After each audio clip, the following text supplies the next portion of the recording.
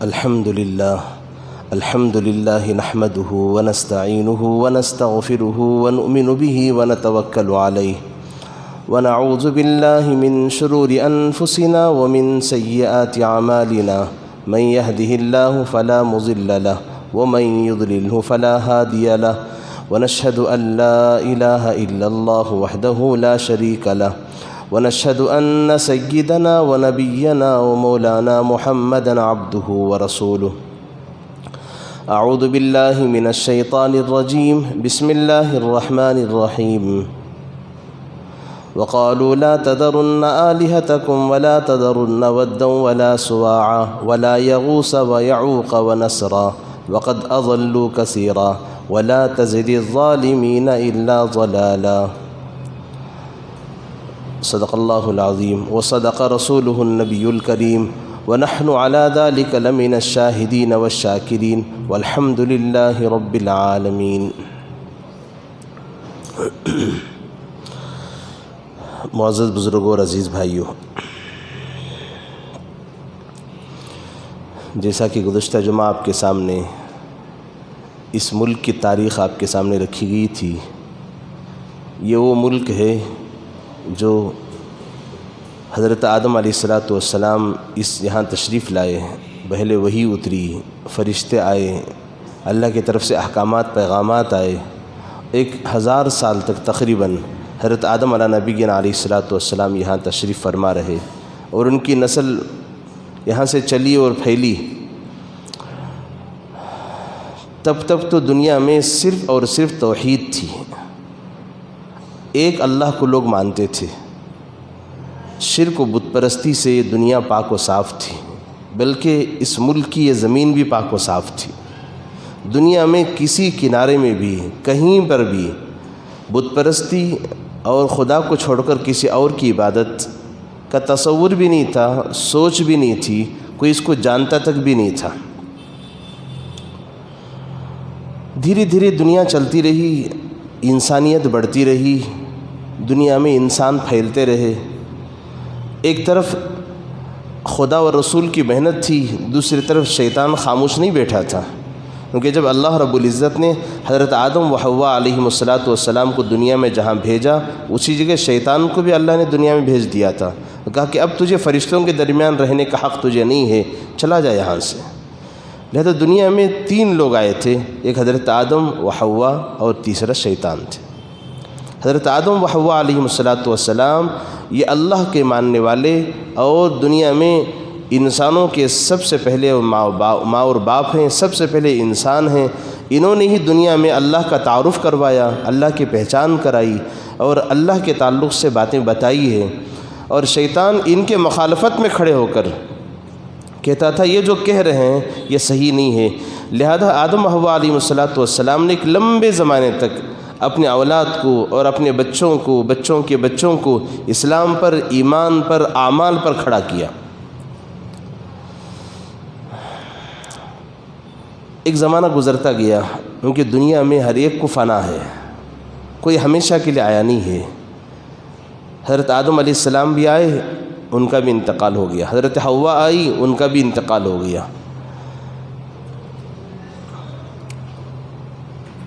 تو ایک زمانہ گزرا، حضرت شیس علیہ السلام آئے ان کے بعد۔ تو اس زمانے میں کچھ نیک لوگ تھے جن کا تذکرہ پروردگار عالم نے سورہ نوح میں فرمایا ہے۔ ان کا نام تھا ود، سواع، یعوق، یغوث، نصر۔ اس زمانے کے نام تھے، اس زمانے کے اللہ والے تھے۔ علاقے میں کوئی نیک بندہ ہوتا ہے، لوگ ان کے پاس جاتے ہیں، دعائیں کرواتے ہیں، ان کو دیکھنا ایک نیکی کا ذریعہ سمجھتے ہیں، ان کی صحبت میں بیٹھنا ایک روح کی تسکین ملتی ہے۔ اللہ والوں کی صحبت میں جانا بھی چاہیے۔ اللہ والے نیک بندے وہ ہوتے ہیں کہ اللہ ان کو گناہوں سے محفوظ کرتے ہیں، جن سے نیکیاں ہوتی ہیں اور جن کی دعاؤں میں اللہ تاثیر بھی رکھتے ہیں۔ ان کی صحبت میں کوئی بیٹھتا بھی ہے، وہ کچھ اچھا اثر اور اپنے روح کو سکون لے کر وہاں سے آتا ہے۔ یہ دنیا نے اس منظر کو دیکھا، آج بھی ہم دیکھ رہے ہیں، نیک لوگ آتے ہیں، ایک ربانی لہر یہاں سے چل جاتی ہے، گناہ کا اثر کچھ دیر کے لیے رک جاتا ہے، لوگ عبادت کا جذبہ پیدا کر کے اس مجلس سے اٹھتے ہیں۔ ایک نیک لوگوں کی صحبت کا اثر ہوتا ہے۔ اس زمانے کے نیک لوگ 5 قسم کے تھے، 5 تھے۔ ایک تھے ود، سواع، یعوق، یغوث اور نصر۔ لوگ ان کو بہت مانتے تھے اور ان کی نصیحتیں سنتے تھے اور ان سے رہبری ملتی تھی اور ان سے دین کی تبلیغ ملتی تھی اور اللہ کا تعارف ان سے حاصل ہوتا تھا، ذکر اللہ بھی ان سے سیکھتے تھے، ساری خوبیاں ان کے اندر تھی، یہ ساری صفات لوگ ان سے لیتے تھے۔ لیکن ہوا یہی ہے، جیسے ابھی میں نے عرض کیا، اس دنیا میں ہر ایک کو فنا ہے، ایک ایک کر کے لوگ انتقال کرتے گئے۔ اس علاقے میں ان لوگوں کا انتقال ہونا ایک بہت بڑی کمی لوگوں کو محسوس ہونے لگی۔ ایک آدمی وہ ہوتا ہے کہ جس سے بہت ہی خیر پھیلتا ہے، اچانک اس کا انتقال ہو جائے کہ سب کی نظریں اس طرف ہوتی ہیں، کاش وہ زندہ ہوتے، کاش ہم ان سے کچھ اور باتیں سیکھ لیتے، ہماری زندگی میں ہمیں رہبری مل جاتی۔ ایک ایک کر کے جب 5 کا انتقال ہو گیا تو ہر 2 کے درمیان، ہر مجلس میں ان لوگوں کے تذکیر ہونے لگے، بھائی بہت اچھے لوگ تھے، بہت اچھے آدمی تھے، وہ ہمیں نماز سکھاتے، روزے سکھاتے اور ہمیں ارکان سکھاتے اور ہمیں زندگی گزارنے کا سلیقہ و طریقہ بتاتے تھے، ان کے ساتھ بیٹھتے تو ہمیں بہت فائدہ ملتا، روح کو سکون ملتی تھی۔ لیکن ہوا یہ کہ دنیا سے چلے گئے۔ ان مجلسوں میں شیطان بھی انسانی شکل میں آ کے بیٹھتا تھا۔ اس نے کہا کہ بھائی افسوس کیوں کر رہے ہو، ایک کام کرو کہ ان کی جو تصویر ہے، ان کی شکل و جو صورت ہے، لہذا اس کو بنا لو، اس کو دیکھ لو تاکہ کچھ سکون تمہیں مل جائے۔ لوگوں نے کہا کہ ہمیں تو بنانی نہیں آتی۔ کہا کہ ٹھیک ہے، میں اس کا کچھ انتظام کرتا ہوں۔ لہذا شیطان نے ان 5 بزرگوں کی شکل و صورت بنائی، ایک کاغذ کی پیپر کی شکل میں فوٹو چھڑوائی اور کہا کہ دیکھو، انہوں نے کہا ہاں اسی سے ملتی جلتی یہ تصویر ہے۔ ان کے ترقی یافتہ زمانہ نہیں تھا، وہ فوٹو خود بخود کھینچ لیتے۔ کہا کہ اسی سے ملتی جلتی ان کی تصویر تھی، ہو نہ ہو چلو کچھ اطمینان کے لیے ان کی تصویر تو موجود ہے، ان کو دیکھ کر ہم سکون تو حاصل کر لیں گے، ان کو دیکھ کر ہمیں ان کی پرانی یادیں ہم تازہ کر لیں گے۔ تو شیطان نے کہا کہ ایک کام کرو، وہ جس جگہ بیٹھتے تھے اس جگہ تصویر رکھ دیا کرو، جب بھی تم وہاں سے گزرو تو ان کو دیکھو تو پرانی یادیں تمہاری تازہ ہو جائیں گے۔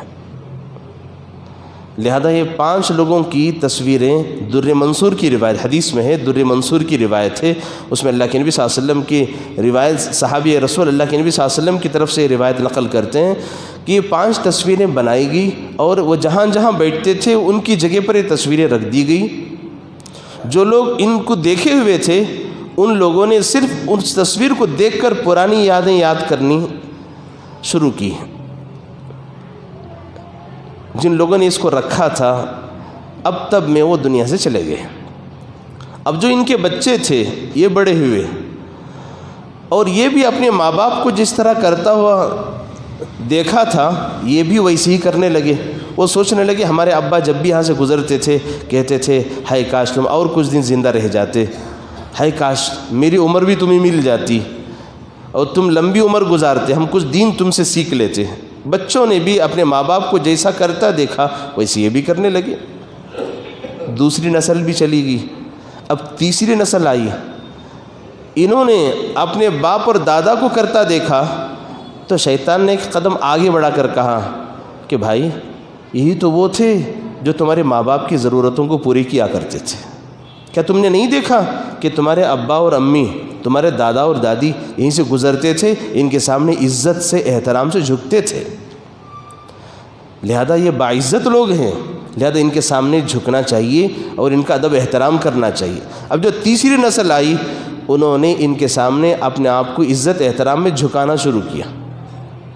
ابھی بت پرستی شروع نہیں ہوئی، اس کے بعد پھر چوتھی نسل آئی، کیونکہ ایک لمبا زمانہ گزر گیا تھا، لہذا یہ چوتھے قسم کے جو لوگ تھے جب یہ کہیں جاتے، مسجدوں میں جاتے، اس زمانے میں عبادت گاہوں میں جاتے، دعائیں کرتے، اللہ سے مدد مانگتے، اپنی مشکلوں کو حل کرواتے، شیطان نے کہا ارے بھائی کہاں جا رہے ہو تم خدا کو ڈھونڈنے کے لیے، خدا تو یہاں موجود ہے، خدا تو یہاں موجود ہے، تم کس خدا کو مانگ رہے ہو؟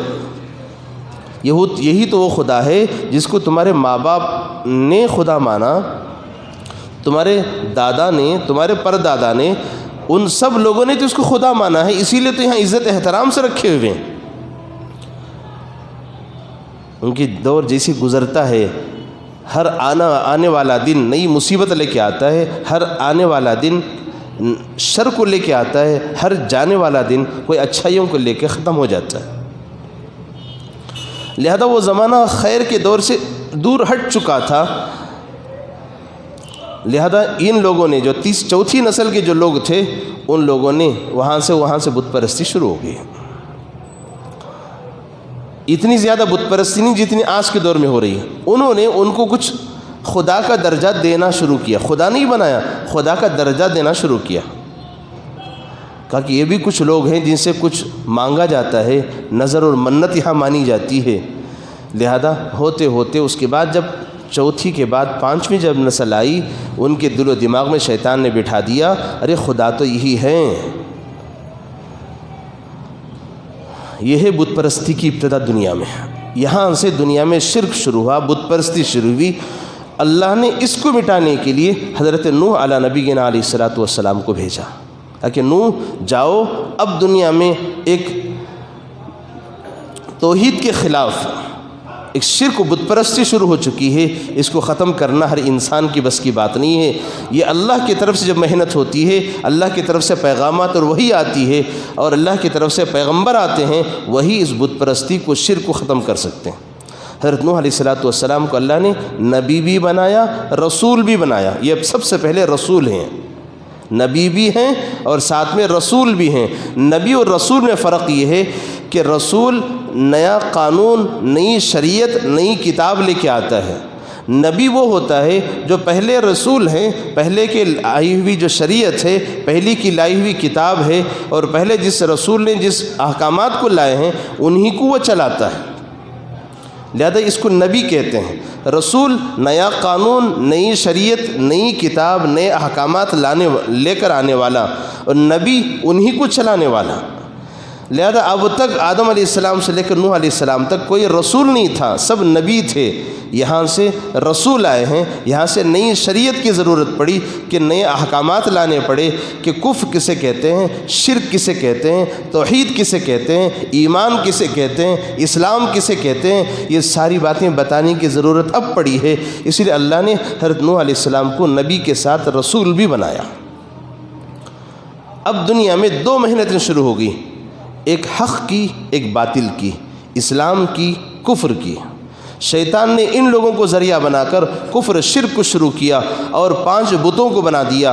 وقالوا لا تذرن آلہتکم ولا تذرن ودا ولا سواعا ولا یغوث ویعوق ونسرا وقد اضلوا کثیرا ولا تزد الظالمین الا ضلالا۔ آپ کبھی قرآن اٹھا کے دیکھیے، آپ کو اندازہ ہوگا سورہ نوح میں اللہ نے ان 5 بتوں کا تذکرہ فرمایا اور کہا کہ شرک یہاں سے شروع ہوا ہے۔ نوح علیہ السلام اسی شرک کو ختم کرنے کے لیے آئے، بڑی محنتیں کی اس کے لیے، اللہ نے لمبی عمر دی تھی۔ ان کی صرف محنت کی جو عمر ہے وہ 950 سال ہے۔ ذرا اندازہ لگائیے محنت کرنے میں کتنا لمبا زمانہ گزرا ہے، اس کے باوجود بت پرستی ختم نہیں ہوئی۔ بہت کم لوگ تھے جنہوں نے اسلام قبول کیا۔ تو آخر نوح علیہ الصلوۃ والسلام سے اللہ نے فرمایا کہ نوح اب تمہاری محنت بس یہاں تک ہے، جتنے لوگ اب یہ ہیں یہ اسلام لانے والے نہیں ہیں، لہذا ان سب کو دنیا سے ختم کر دیں گے۔ لہذا اللہ نے طوفان نوح بھیجا، ساری زمین کو اللہ نے پانی سے بھر دیا، زمین سے پانی ابلنے لگا، آسمان سے پانی برسنے لگا، لہذا سارے پانی میں اللہ نے پوری انسانیت کو ڈبو کر رکھ دیا۔ جو مسلمان تھے وہ کشتی نوح میں موجود تھے۔ یہاں سے بت پرستی کی ابتدا ہے۔ یہی تو بات تھی حضرت ابراہیم علیہ نبینا علیہ الصلوۃ والسلام نے اپنے ابا جان سے فرمایا، اذ قال لأبیہ یا ابتی لم تعبد ما لا يسمع ولا، فرمایا کہ اے ابا جان آپ ان چیزوں کی کیوں عبادت کر رہے ہو جو نہ سنتے ہیں، ولا یبصر، نہ دیکھتے ہیں، نہ حرکت کرنے کی ان میں طاقت ہے، ان کی عبادت آپ کیوں کرتے ہیں؟ کیونکہ حضرت ابراہیم علیہ السلام کے ابا آزر وہ اپنے ہاتھوں سے بت بناتے تھے اور بت بنا کے بیچتے بھی تھے اور اسی کی عبادت بھی کیا کرتے تھے. تو بیٹے نے فرمایا یا ابت لما تعبد ما لا يسمع ولا يبصر ولا يغني عنك شيئا. ابا جان آپ ایسی کی کیسی عبادت کرتے ہو جو دیکھنے کی صلاحیت نہیں ہے, سننے کی صلاحیت نہیں ہے, کچھ کام کرنے کی ان کے اندر طاقت نہیں ہے, وہ کیسے خدا بنتا ہے؟ جس خدا کو تم اپنے ہاتھوں سے بناتے ہو, بنانے تک تو پتھر کا ٹکڑا ہے, مٹی کا ڈھیلا ہے, جب بن گیا وہ تمہارا خدا کیسے ہو گیا ہو؟ اسی لیے فرمایا جب بندہ کبھی جرم کرتا ہے, گناہ کرتا ہے, اللہ اس کی عقل کو چھین لیتے ہیں. اللہ اس کی عقل میں جو صلاحیت ہے سمجھنے کی, سمجھ بوجھ کی, اللہ اس کو چھین لیتے ہیں اور اللہ اس کو ہدایت سے محروم کر دیتے ہیں. وہ ہر کسی کو خدا بنانے لگتا ہے, ہر کنکر شنکر بن جاتا ہے. وہیں سے دستور چلا رہا. حضرت نوح علیہ السلام کے بعد دنیا میں پوری دنیا کفر و شرک سے پاک ہو گئی. صرف اور صرف پوری دنیا میں توحید ہی توحید تھی, ایک اللہ کے ماننے والے ہی تھے. لیکن محنتیں دو شروع ہو چکی تھی. شیطان کی محنت, اب کچھ دیر کے لیے شیطان خاموش ہو گیا, اس کے بعد ایک سلسلہ چلا. حضرت نوح علیہ السلام دنیا سے آئے چلے گئے, ان کی اولاد آئی چلے گئی, سچے اور پکے مسلمان تھے وہ بھی چلے گئے. اس کے بعد پھر دوبارہ شیطان نے اپنی محنت شروع کی, دنیا میں کفر و شرک دوبارہ وجود میں آیا. لہذا کفر و شرک جب شروع میں پیدا ہوا, جب شروع میں وجود میں آیا, وہ بالکل سیدھا سادہ اور ہلکا تھا. اور وہ لوگ خدا نہیں تھے, وہ اس زمانے کے نیک اللہ کے نیک بندے تھے. ان نیک بندوں کو دھیرے دھیرے دھیرے لوگوں نے خدا بنا دیا تھا اور انہی کی پوجا پاٹ ہونے لگی تھی. اور دنیا میں ایسی سلسلہ چلا رہا. اور آج دنیا میں جتنے بت ہیں, یہاں تک کہ مکے کے لوگوں نے 360 بت بنا رکھے تھے. 360 کیوں تھے؟ وہ ہر دن اپنے لیے ایک نیا خدا مانتے تھے. ہر دن ان کو نیا خدا چاہیے تھا.